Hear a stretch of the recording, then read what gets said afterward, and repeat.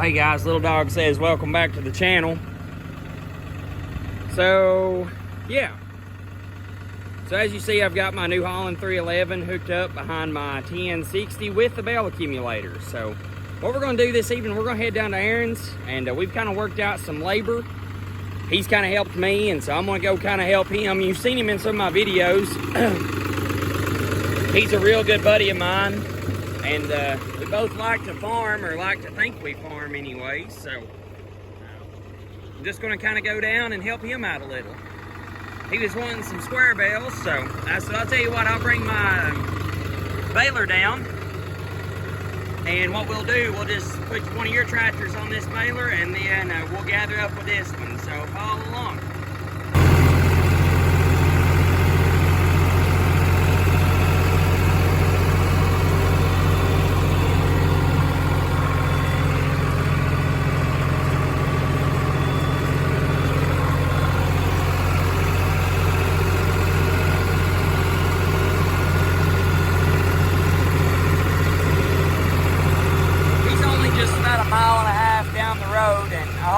Take this tractor on asphalt, so not really worried about the weight out front, just this one time.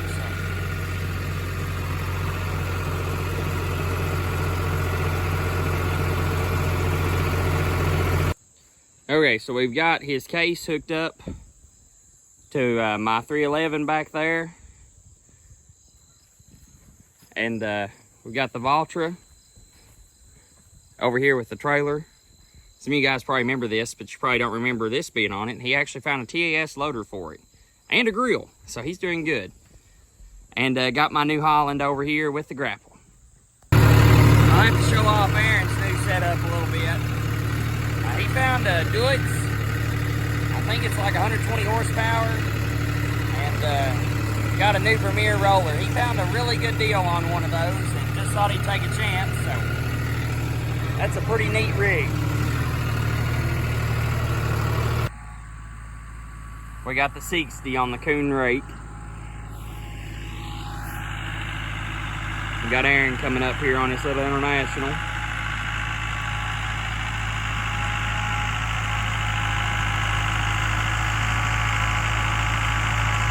It's actually not the first time that tractor has pulled that baler. I got in a bind and had to borrow it about a month ago when both my David Browns went down.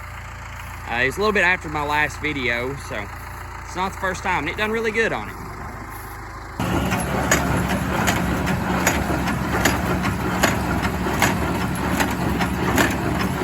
And not often do I get a chance to be at the back.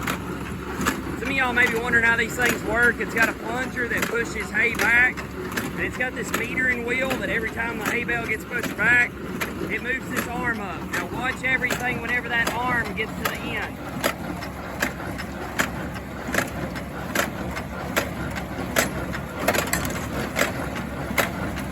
If you blink, you miss it, but it's just so cool to watch. Now you can see these lines, every indentation in here is where the plunger hit.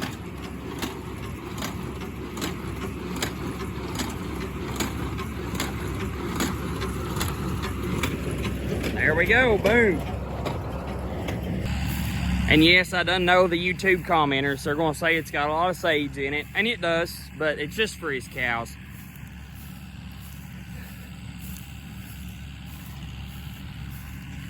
I'll try to go down here and get you a little footage of his dad on his 60, and then we'll start trying to gather up some bales.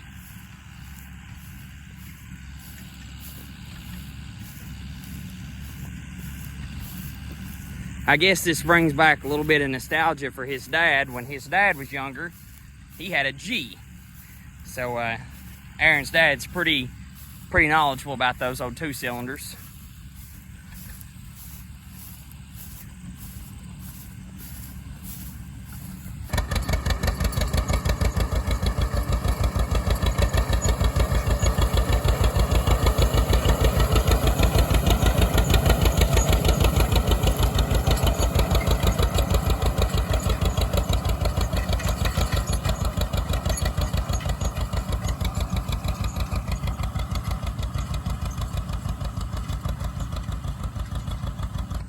Now, I actually have some really cool memories of this field exactly right here.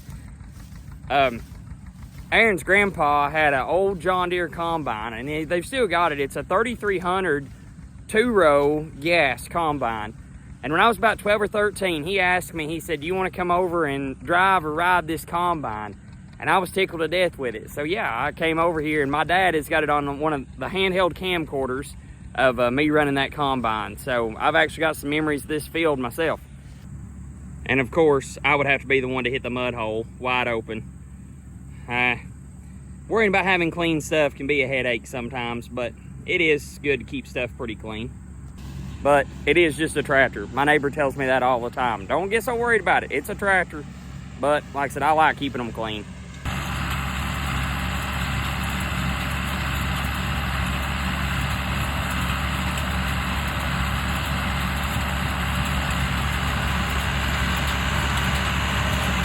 Little father-son duo like me and Dad's got going on.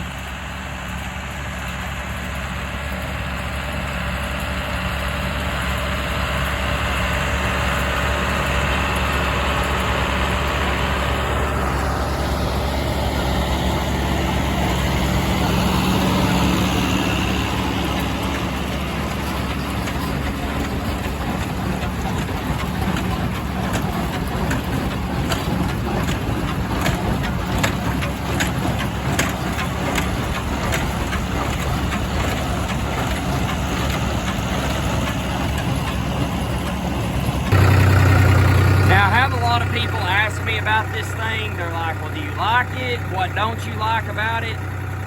Well, number one, since I've started using this thing, unless I just absolutely have to, I'll never go back to handling square bales by hand.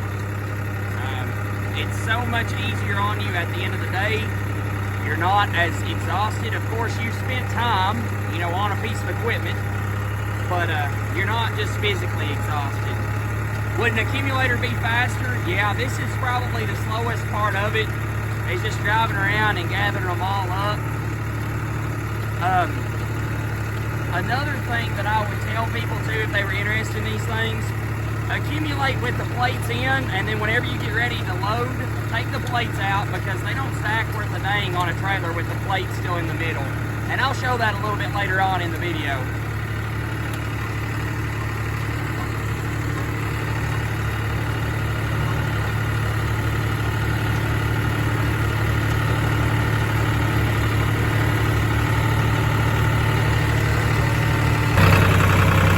Try my best to show you how these things work. You load in 4 and 4 long ways. I always just kind of aim for the outside and then come into it. A lot of people struggle with getting them to the side. So if I want to put this one over on this side, I'm going to aim the middle for the right string.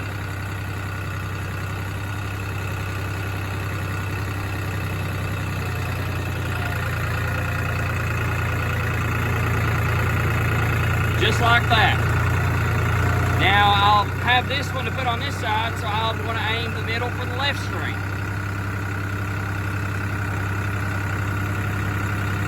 I'm going to tilt it up just a little bit.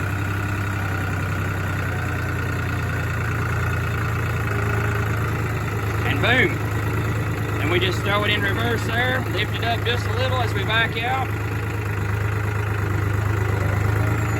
And you've got a pack made. And yes, they do have, like I mentioned in the video, accumulators that go behind your motor that does this. But I'm just trying to, at this point now in my life, justify one compared to this no more than what I do. So, I've been really looking at Holscher accumulators. I actually went and seen one work. I'll go ahead and throw that clip in now. I'm sure the guy don't care, but I'll go ahead and throw it in and show what I went and looked at the other day.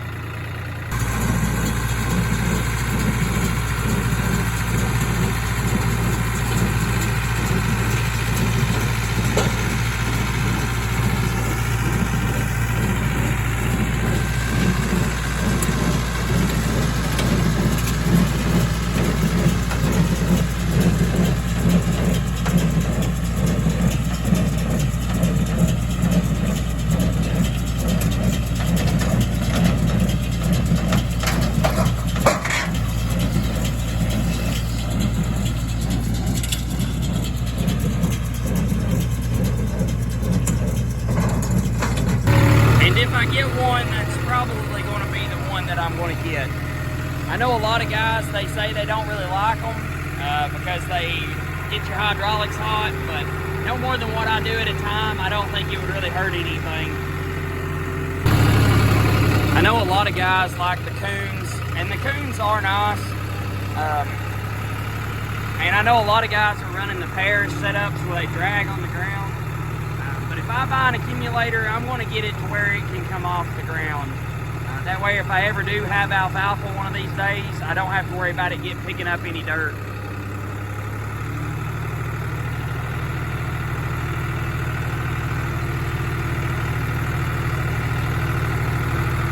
I need a 2-cylinder.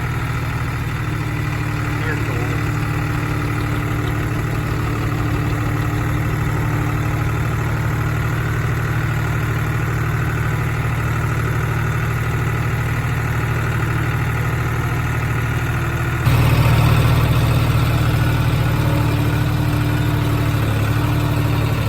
Well, so Aaron, he's just decided he's going to roll what's left over there, so we're going to go ahead and we're going to start loading up the Valtra down here, and hopefully if I get a little bit of time, I'll see if I can get some footage of the Duets and that big Premier too.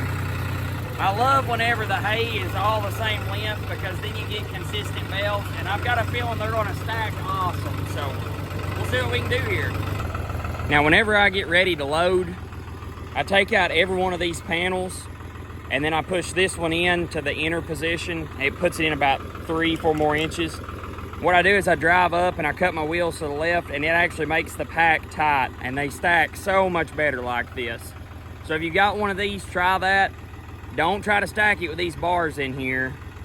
Stack it taking the bars out with the sidebar pushed in, and plus it'll allow you to pick up the one sideways up here, and you'll also be able to pick up the back one sideways so you can cross and make tie layers.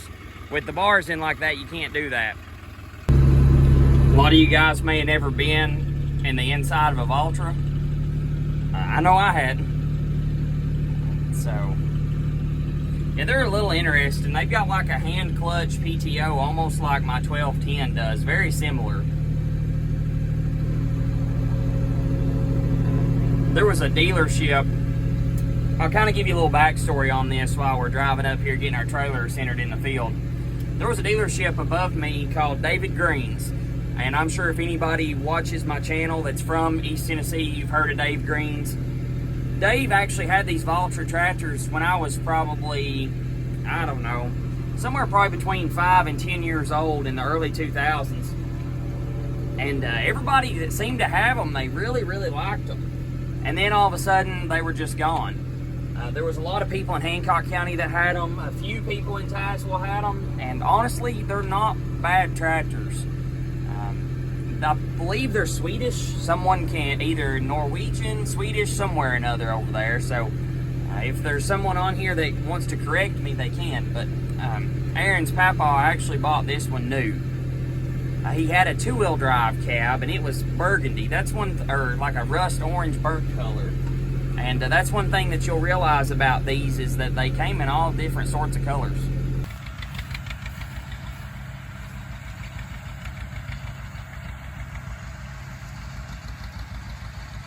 Now that baler is net wrap, and he's had a lot of issues out of it, and the Vermeer guy came yesterday and we flipped all the belts around backwards, and he said it should net perfect after that. That's what the headquarters told him to do out in the Midwest. So anyways, we done it, and it's done really good so far. Sorry I'm moving around a lot. He's just kind of quite a ways away and had it zoomed in for you.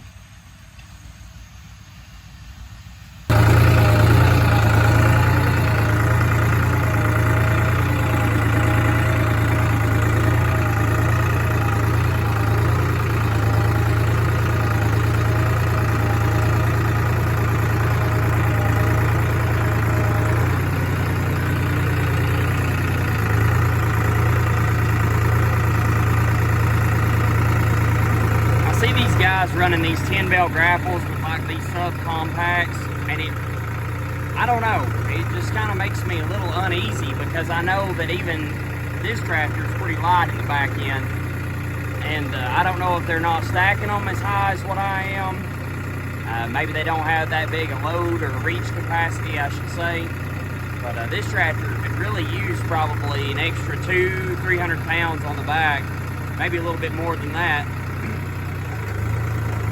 just to kind of balance some things out.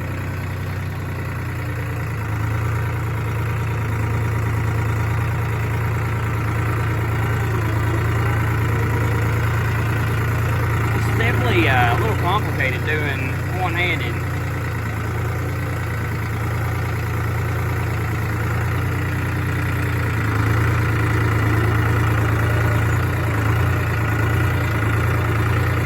I didn't bring my tripod with me tonight, so you'll kind of just get an operator's point of view for now.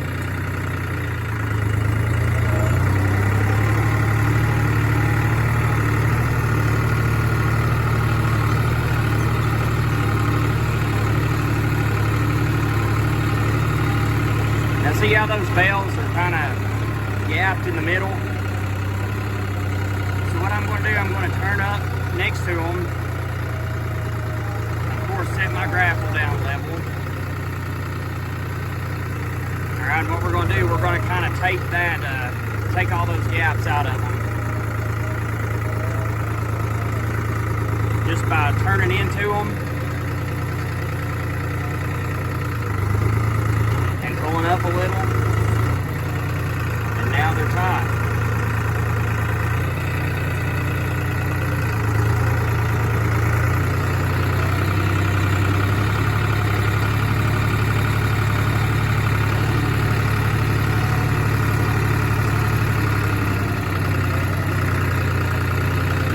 I do want to do to this tractor. I want to put some hard, like mount these lines hard and then put me some quick connects up there, because every time now that I unhook my grapple, I gotta take all the lines off too. So that's probably going to be a winter project.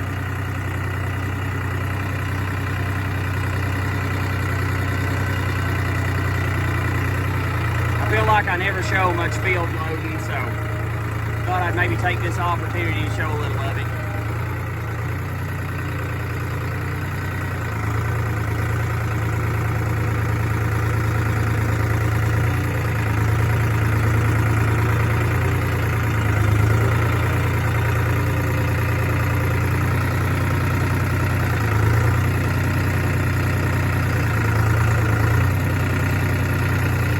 I'm going to try to do one more layer on top. We'll see.